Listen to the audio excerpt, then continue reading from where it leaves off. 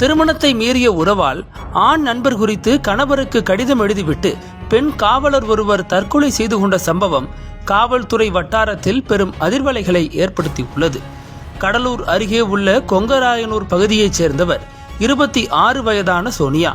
இவர் ஆவடி ஆயுதப்படை பிரிவில் காவலராக பணியாற்றி வந்தார்.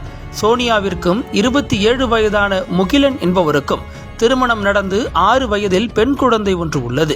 கடந்த 7 ஆண்டுகளாக முகிலனும் சோனியாவும் மகிழ்ச்சியாக வாழ்ந்து வந்த நிலையில் இடையில் ஏற்பட்ட கருத்து வேறுபாடு காரணமாக இருவரும் பிரிந்து தனித்தனியாக வாழ்ந்து வந்தனர். சோனியா சென்னையில் தங்கி பணியாற்றி வந்த நிலையில் முகிலன் தனது மகளுடன் ஊரிலேயே வாழ்ந்து வந்தார். இந்த நிலையில் கடந்த சில நாட்களுக்கு முன்பு சொந்த ஊருக்கு சென்ற சோனியா கணவர் முகிலனுக்கு போன் செய்து மகளை பார்க்க விரும்புவதாக தெரிவித்துள்ளார். அதன்படி முகிலன் தனது மகளை அழைத்து வந்து சோனியாவிடம் ஒப்படைத்துள்ளார்.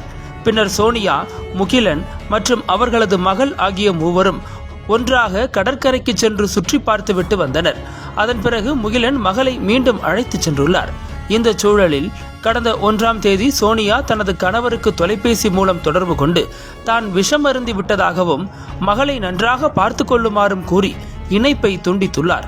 இதனால் பதறிப்போன முகிலன் சோனியாவின் வீட்டிற்கு விரைந்து சென்று அவரை மீட்டு மருத்துவமனையில் சேர்த்துள்ளார். அங்கு தீவிர சிகிச்சை அளிக்கப்பட்டு வந்த போதிலும் சிகிச்சை பலனளிக்காமல் 2ஆம் தேதி சோனியா பரிதாபமாக உயிரிழந்தார். தகவல் அறிந்து வந்த காவல்துறையினர் இது குறித்து வழக்கு பதிவு செய்து விசாரணை நடத்தி வந்தனர். இதற்கிடையே சோனியா விஷம் அருந்துவதற்கு முன்பு தனது கணவருக்கு ஒரு கடிதமும் எழுதி அதன் புகைப்படத்தை வாட்ஸ்அப் மூலம் அனுப்பியுள்ளார். அந்த கடிதத்தை பார்த்து முகிலனும் அவரது குடும்பத்தாரும் அதிர்ச்சியடைந்தனர்.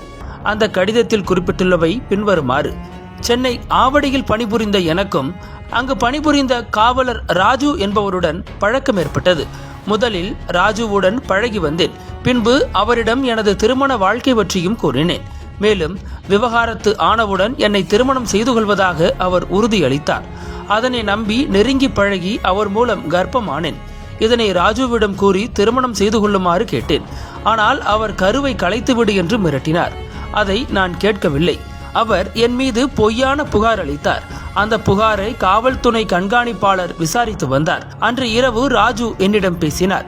நாம் இருவரும் பேசி முடிவு எடுத்துக் கொள்ளலாம் என்றும் நீ குழந்தையை கலைத்துவிடு, 8 மாதத்திற்கு பிறகு திருமணம் செய்து கொள்ளலாம் என்று கூறியதாக அவர் அந்த கடிதத்தில் குறிப்பிட்டுள்ளார். மேலும் இந்த விவகாரத்தில் மேலதிகாரிகள் ஒருதலைபட்சமாக நடந்து கொண்டதாகவும் பணிச்சுமை அதிகமாக வழங்கப்பட்டதால் கரு கலைந்து விட்டதாகவும் இதனால் மன உளைச்சலில் உயிரை மாய்த்து கொள்ளும் நிலைக்கு தள்ளப்பட்டதாகவும் அவர் கூறியிருக்கிறார்.